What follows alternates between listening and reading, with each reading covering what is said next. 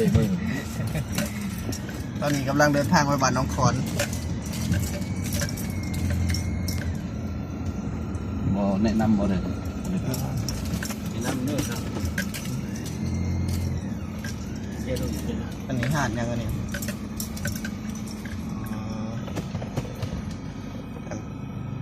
เที่ยวหันหน่อยเดี๋ยวไฟยิ้มเงียบลงจองกินนะ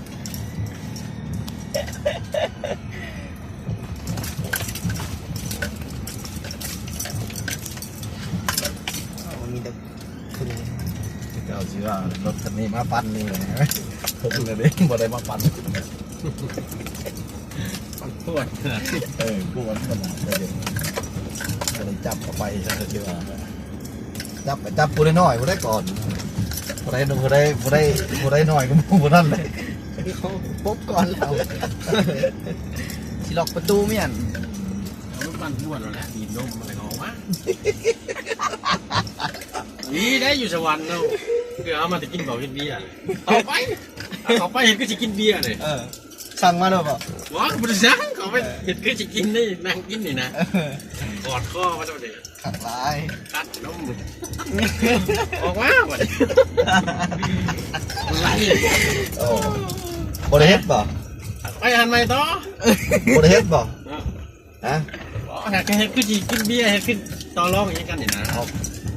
บ่ได้ถามบ่ราคาเท่าไหร่เฮ้ยถามคือชื่อถามเลยเท่าไหร่มันว่าฮะทางขึ้นหมดเลยว่าโชว์ข้าวมึงได้คิดบอกนั่นแหละกำลังในสภาพสิ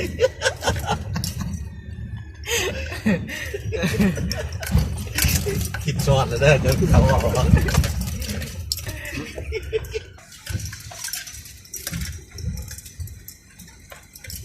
โอ้ยหนทางเอ้าผู้โดยสารหลัดรถนะผู้โดยสารหลัดรถ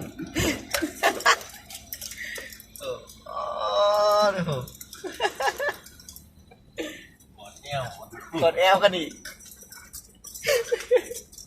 ก็เห็นสิวะ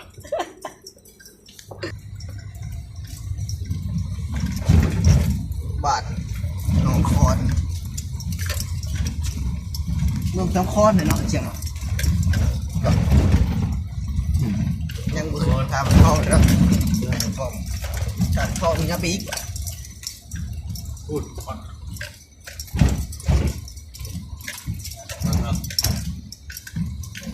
นี่แต่คุม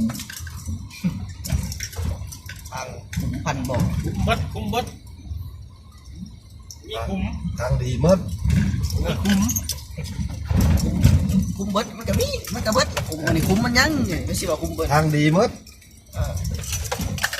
ทางดีเห็นมั้งเขามาเป็นตลาดเขาไปเมื่อไหร่กันแช่เขามา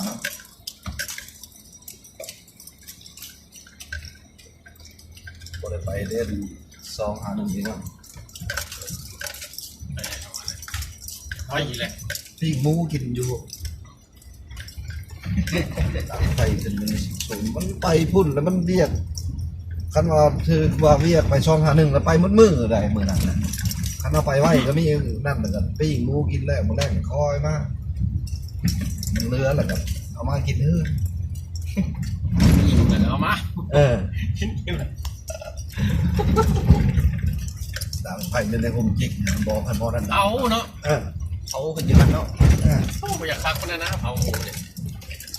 ก็ต้มน้ำลวกก่อนลวกขูดคนครับเอาแม่กินง่ายได้แบ่ได้ในมูนกินเนี้ยผสมกับข้าวแสนปลาอย่างแล้วแบ่มัน3-4แสนขึ้นมือเอาแม่มันกินง่ายเผาเลยที่ว่ากินได้หรอนะตัวมันก็ให้แก้วขึ้นเลยว่ากินได้หรอมูนหรือที่เจ้าเขาเนี่ย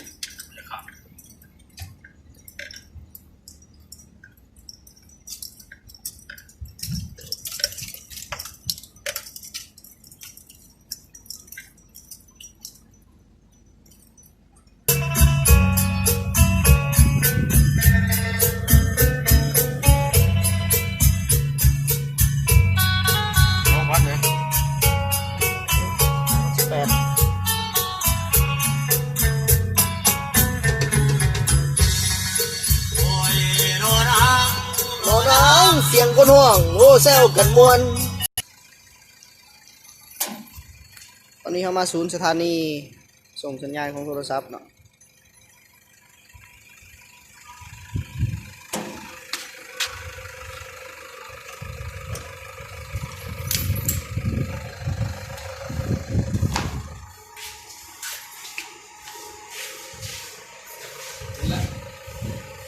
ยัง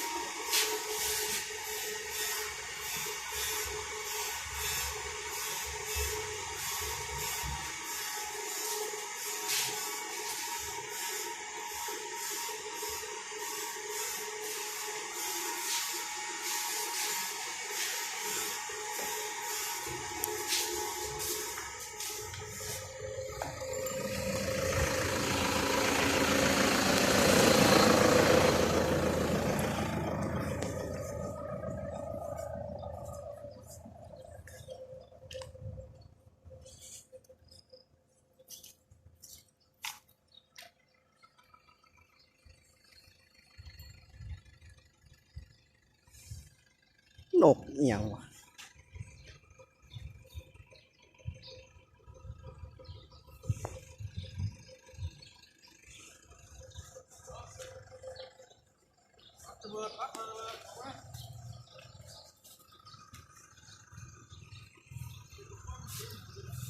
นกยุง